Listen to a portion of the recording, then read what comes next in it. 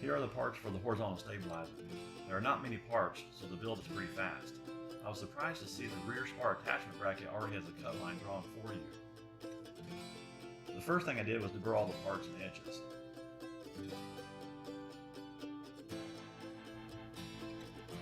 I used my hand nibbler to make the cutout for the rear spar attachment bracket, and then I filed the edges smooth.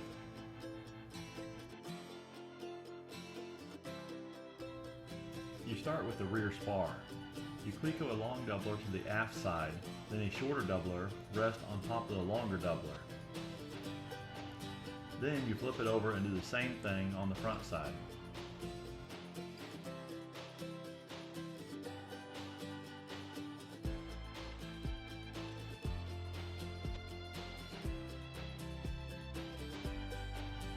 Flipping it back over to the aft side, you then cleco the rear spar attachment shim and the rear spar attachment bracket.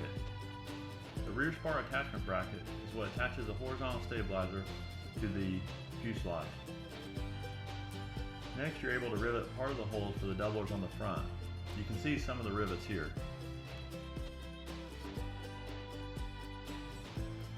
Next is the horizontal stabilizer front spar. These two doublers are clecoed to the aft section. Then the assembly is flipped over and the doublers are riveted in place. Like the rear spar, some of the holes are not riveted yet. You will see on the next clip the front attachment brackets share some holes with the doublers.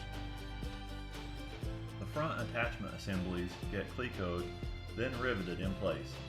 The front attachment brackets are what hold the front of the horizontal stabilizer to the fuselage.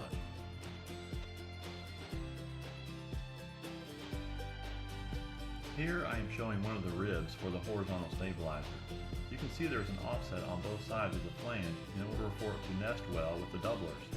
The aft rib flange only needs one offset. Some of the pre-drilled holes are larger in the spar than the rib. I just took the rib off and drilled it to the correct size, matching the hole size in the spar. Next, you rivet the ribs to the front of the spar.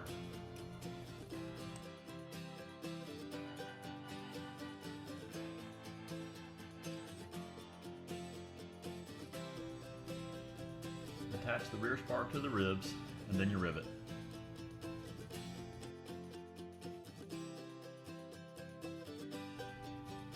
Some of the rivets are a tight fit in the pre-drilled holes. My poor fingers were getting sore. I show here what I use to encourage the rivets to get in the hole.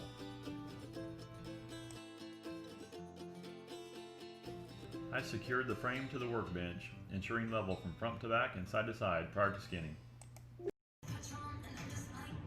Should I smile? How was that? Good. Is this my good view? Am I look skinny this way? Yeah. I do? Yeah. Alright. How about this way? Skinny? Yeah. With the frame secured and the skin deburred, it is time to rest the skin on the underside of the horizontal stabilizer. This gets clecoed and immediately riveted. The cutouts for the front spar attachment brackets came cut out in the skin from the factory. The clecos fall right into place.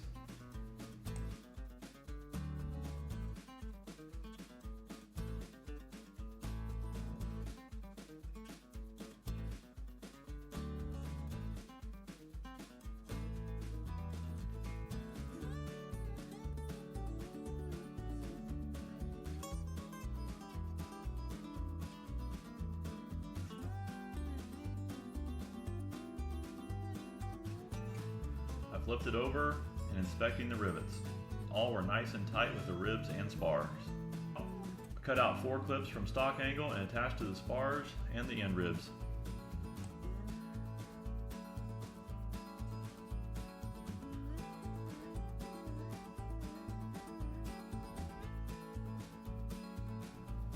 The 25,000 skin thickness makes this more challenging than I've seen in other videos.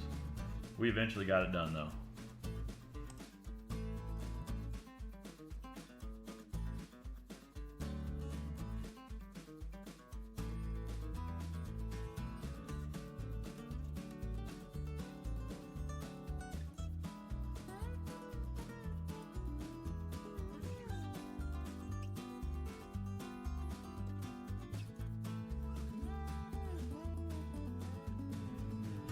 hinge does not come pre-drilled for the horizontal stabilizer.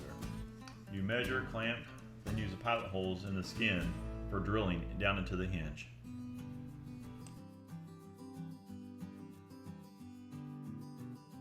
Here is where I need to cut off part of the hinge because it contacts the tip rib.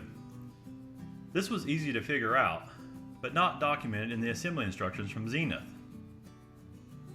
The hinge pin also needs shortening. The ends will get safety wired at a later date. Quite a bit of deburring in between the skins and the hinge itself before finally closing up the remaining holes with the rivets. There is limited area riveting the aft spar at this location. This required me to use the hand riveter. Kind of brutal after using the air riveter.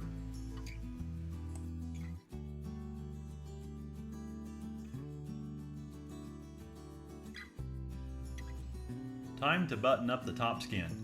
Isaac and I finished this in about 18 minutes.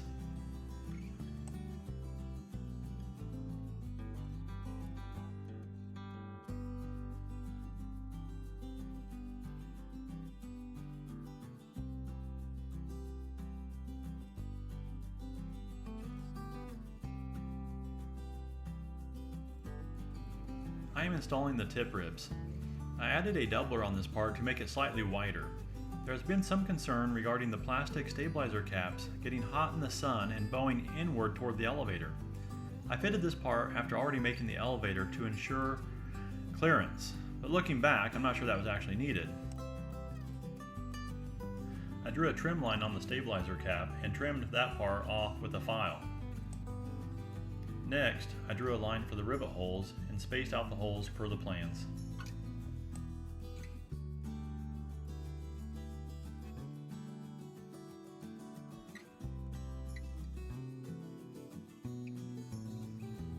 And here I am all done. That's the gap I ended up with.